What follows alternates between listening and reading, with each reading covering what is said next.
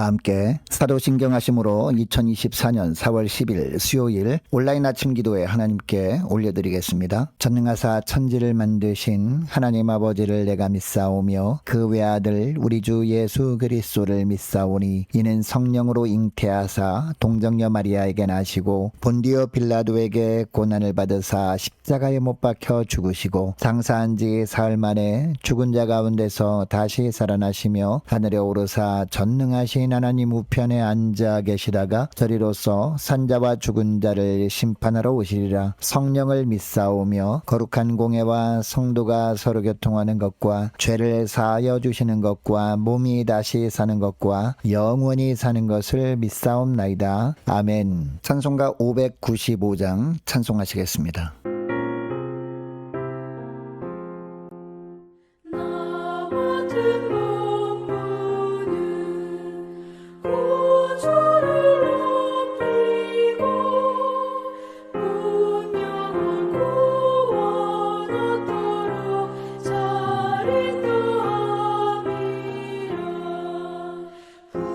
부르신 받들어 내 형제 섬기며 구주의 뜻을 따라서 내 정성 다하니 주 앞에 모든 일 자르게 하시고 이후에 주님 배울 때 상 받게 하소서. 나 항상 깨어서 늘 기도드리며 내 믿음 변치 않도록 날 도와주소서.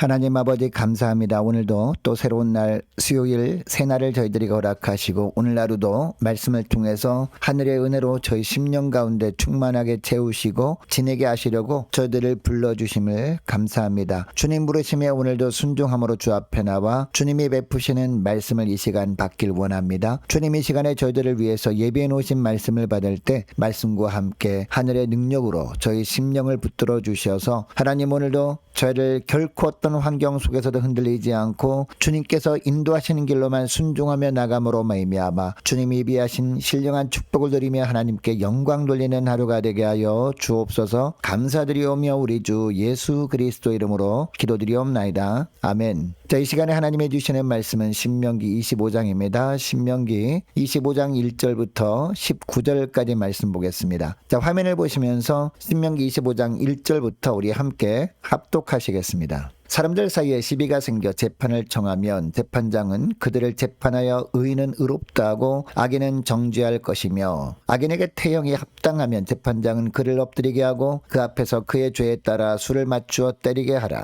40가지는 때리려니와 그것을 넘기지는 못할지니 만일 그것을 넘겨 매를 지나치게 때리면 내가 내 형제를 경히 여기는 것이 될까 하노라. 곡식 떠는 소에게 망을 씌우지 말지니라. 형제들이 함께 사는데 그중 하나가 죽고 아들이 없거든 그 죽은 자의 아내는 나가서 타인에게 시집가지 말 것이요 그의 남편의 형제가 그에게로 들어가서 그를 맞이하여 아내로 삼아 그의 남편의 형제된 의무를 그에게 다 행할 것이요 그 여인이 낳은 첫 아들이 그 죽은 형제의 이름을 잊게 하여 그 이름이 이스라엘 중에서 끊어지지 않게 할 것이니라. 그러나 그 사람이 만일 그 형제의 아내 맞이하기를 즐겨하지 아니하면 그 형제의 아내는 그 성문으로 장로들에게로 나아가서 말하기를 내 남편의 형제가 그의 형제의 이름을 이스라엘 중에 잊기를 싫어하여 남편의 형제된 의무를 내게 행하지 아니하나이다 할 것이요 그 성읍 장로들은 그를 불러다가 말할 것이며 그가 이미 정한 뜻대로 말하기를 내가 그 여자를 맞이하기를 즐겨하지 아니하노라 하면 그의 형제의 아내가 장로들 앞에서 그에게 나아가서 그의 발에서 신을 벗기고 그의 얼굴에 침을 뱉으며 이르기를 그의 형제의 짐을 세우기를 즐겨 아니하는 자에게는 이같이 할 것이라 하고 이스라엘 중에서 그의 이름을 신 벗김 같은 자의 여호와의 집이라 부를 것이니라. 두 사람이 서로 싸울 때에 한 사람의 아내가 그 치는 자의 손에서 그의 남편을 구하려 하여 가까이 가서 손을 벌려 그 사람의 음낭을 잡거든 너는 그 여인의 손을 찍어버릴 것이고 내 눈이 그를 불쌍히 여기지 말지니라. 너는 내 주머니에 두 종류의 저울추 곧 큰 것과 작은 것을 넣지 말 것이며 내 집에 두 종류의 돼 곧 큰 것과 작은 것을 두지 말 것이요 오직 온전하고 공정한 저울추를 두며 온전하고 공정한 되를 둘 것이라. 그리하면 내 하나님 여호와께서 내게 주시는 땅에서 내 날이 길리라. 이런 일들을 행하는 모든 자 악을 행하는 모든 자는 내 하나님 여호와께 가증하니라. 너희는 애굽에서 나오는 길에 아말렉이 내게 행한 일을 기억하라. 곧 그들이 너를 길에서 만나 내가 피곤할 때에 내 뒤에 떨어진 약한 자를 쳤고 하나님을 두려워하지 아니하였느니라. 그러므로 내 하나님 여호와께서 내게 기업으로 주어 차지하게 하시는 땅에서 내 하나님 여호와께서 사방에 있는 모든 적군으로부터 내게 안식을 주실 때에 너는 천하에서 아말렉에 대한 기억을 지워버리라. 너는 잊지 말지니라. 아멘. 여러분, 하나님의 자녀들은 하늘에 속한 사람들입니다. 그러므로 예수 믿는 사람들은 비록 육신은 이 땅에 살지만 하늘에 속한 하나님의 지혜로 사는 자들입니다. 여러분, 하나님께서 이스라엘 백성들을 애굽에서 나오게 하시고 가나안 땅으로 인도하신 이유가 있을 것 아닙니까? 그 이유가 뭘까요? 세상에 속한 지혜로 살지 말고 하늘에 속한 자로서 하늘에 속한 지혜로 살아가라고 그 땅을 주신 겁니다. 자, 오늘 본문에 보면 이스라엘 백성들이 가나안 땅에서 살면서 하늘의 지혜로 살아야 하는 부분에 대해서 말씀하고 있는데요. 1절부터 4절까지 말씀해 보면 어떤 사람이 죄를 범함으로 재판하고 판결을 할 때 지나친 형벌을 금하라 라고 하십니다. 자, 2절을 보니까 당시 재판정에서 죄인에게 죄에 대한 대가로 내리는 형벌 중에 해형이라는 것이 있었음을 알 수 있습니다. 3절을 보면 40대까지는 때려도 그 이상 더 때리지는 말라라고 하십니다. 죄인에 대한 인격적인 배려를 해주시는 겁니다. 비록 죄를 범했다 할지라도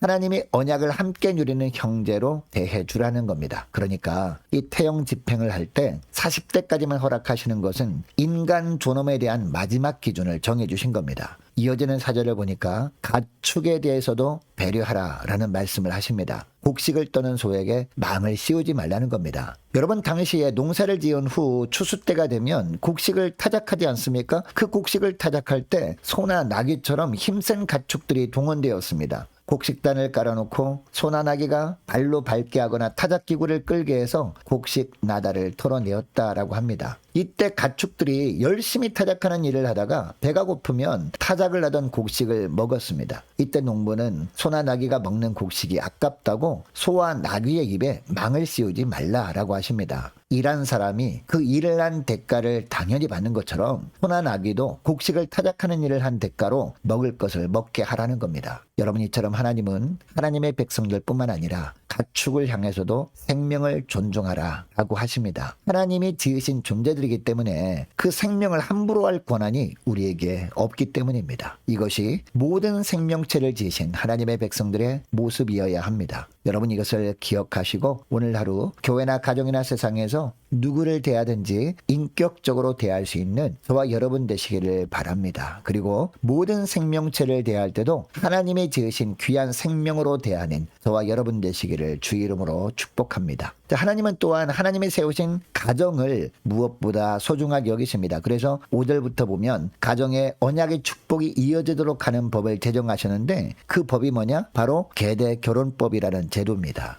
여러분, 그 당시는 언약의 신앙이 아들을 통해 계승되어진다고 믿었습니다. 그래서 창세기에서 누가 누구를 낳고 누가 누구를 낳고 라는 구절을 보면 전부 남자들만 나오는 겁니다. 아브라함이 이삭을 낳고 이삭이 야곱을 낳고 라는 구절이 있습니다. 여러분, 이 구절을 통해서 무엇을 알 수 있습니까? 아브라함에게 주신 언약의 축복이 이삭을 통해서 계승되어졌구나 라는 것을 알게 되죠. 그리고 이삭에게 계승된 언약의 축복이 야곱을 통해서 계승되어지는 것이었구나 라는 것을 알게 됩니다. 여러분, 이처럼 하나님이 주신 언약의 축복이 자손 대대로 이어지려면 아들이 태어나야 했습니다. 그런데 아들을 낳지 못할 수도 있었잖아요. 그리고 아들을 낳고 장성해서 결혼을 하기는 했지만 아들이 없이 죽게 되는 경우도 있었습니다. 이런 가정에도 하나님은 언약의 축복이 이어지길 원하셨습니다. 그래서 하나님이 정하신 법이 오늘 본문 5절부터 나오는 계대 결혼법입니다. 자, 5절을 보시기 바랍니다. 아들이 없이 죽은 자의 아내는 다른 남자에게 재혼하지 말고 그 죽은 남편의 형제가 남편 노릇을 해서 아들을 낳게 함으로 언약의 축복이 이어지게 하라는 겁니다. 죽은 남편이 형제가 없다면 친척들 중에서 가장 가까운 남자가 남편 노릇을 해줌으로 말미암아 아들을 낳게 해서 언약 신앙이 이어지게 하라는 겁니다. 여러분, 이런 계대 결혼법을 통해서 언약의 축복이 자녀 손손 이어지게 했던 대표적인 본문이 바로 룻기잖아요. 유다 지파인 나오미 가정이 기근을 만나 모압 땅으로 이주합니다. 그런데 모압 땅에서 남편이 죽고 결혼한 두 아들도 자녀 없이 다 죽고만 겁니다. 그래서 나오미가 모압 며느리인 룻과 함께 고향인 베들레헴으로 돌아온 후에 이 계대 결혼법을 통해서 룻과 결혼한 사람이 바로 보아스였잖아요. 이 룻과 보아스가 바로 다윗의 조상이 됩니다. 그리고 다윗으로부터 언약의 축복이 계속 이어지다가 다윗의 자손 예수 그리스도가 이 땅에 오시는 거죠. 여러분, 하나님께서 이 계대 결혼법을 제정하신 이유가 뭘까요? 하나님께서 믿음의 가정에 무엇보다 원하시는 것은 언약의 축복이 이어지게 하는 것이기 때문이었습니다. 주님만 신뢰하는 믿음이 부모 대에서 끊어지게 하지 말고 자녀 손손 되도록 계승되어지게 하라는 겁니다. 이 하나님의 간절한 소원은 오늘날 신앙생활하는 저와 여러분의 가정에도 동일하게 적용됩니다. 무엇보다 먼저 부모가 오직 믿음으로 살아가는 겁니다. 그리고 자녀들이 어떤 상황에도 부모가 하나님만 신뢰하는 신앙으로 사는 삶을 본받게 하는 겁니다. 그래서 하나님의 언약 백성들에게 주시는 하늘의 축복이 지속되게 하는 겁니다. 여러분, 이것을 기억하시고 저와 여러분이 자녀들에게 믿음의 본을 먼저 보이는 부모가 될 수 있기를 원합니다. 그리고 자녀들도 다른 어떤 것보다도 하나님의 언약 백성답게 오직 주님만을 섬기는 삶을 살게 하므로 언약의 축복을 잘 계승하는 저와 여러분 되시기를 주의 이름으로 축복합니다. 계속해서 13절 말씀부터 보니까 사회에서는 어떻게 하는 것이 하나님 언약 백성으로서 바르게 사는 것인지 말씀합니다. 바로 사업을 할 때 정직하게 하는 겁니다. 즉 공정한 저울추를 사용해야 한다라는 겁니다. 자, 13절 말씀 보시기 바랍니다. 너는 내 주머니에 두 종류의 저울추 곧 큰 것과 작은 것을 넣지 말 것이며 라고 합니다. 그리고 14절에 보면 두 종류의 되를 두지 말라라고 합니다. 또한 15절 말씀에도 보니까 공정한 저울추와 공정한 되만 두라라고 합니다. 여러분, 이것을 보면 당시 세상 사람들은 어떤 장사를 할 때 공정한 저울추와 공정한 되를 가지고 하지 않은 사람들이 많았던 것 같습니다. 손님들을 속여서라도 이득을 취하는 사람들이 많았다라는 겁니다. 이렇게 해서라도 빨리 돈을 많이 버는 것이 지혜로운 행동이라고 여겼습니다. 그러나 하나님은 뭐라고 하십니까? 이런 세상 풍조를 따라가지 말라는 겁니다. 공정한 저울추와 공정한 되로 정직하게 땀 흘려 장사를 하라는 겁니다. 사랑하는 여러분, 우리가 손님을 속일 수는 있어도 하나님은 결코 속일 수 없다는 것을 기억하시고 하나님 앞에서뿐만 아니라 사람들 앞에서 정직하게 성실하게 땀 흘려 일함으로 말미암아 거룩한 하나님의 자녀의 모습으로 사는 저와 여러분 되시기를 축복합니다. 자, 마지막으로 19절 하반절 말씀에 보면 뭐라고 합니까? 너는 천하에서 아말렉에 대한 기억을 지워버리라라고 합니다. 여러분, 이 말씀은 무슨 뜻일까요?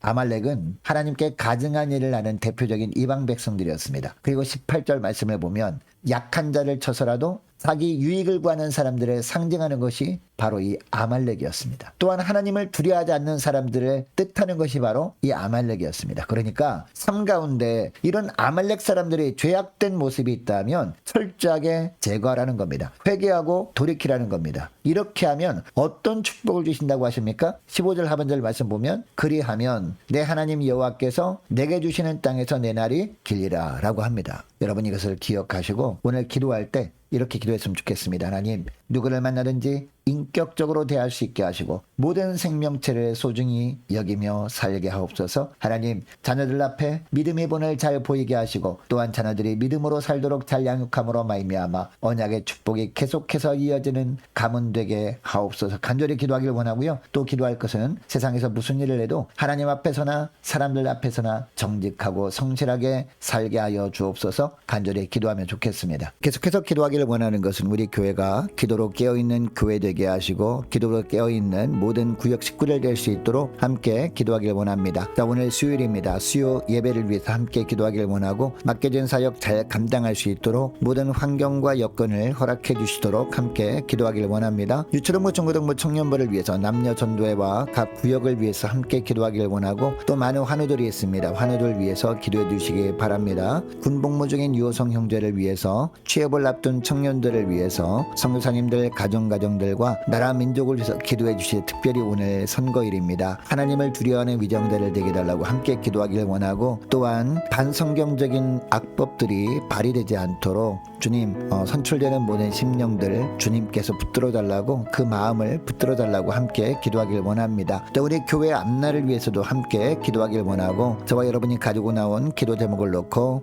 이 시간에 함께 기도하길 원합니다. 기도하겠습니다.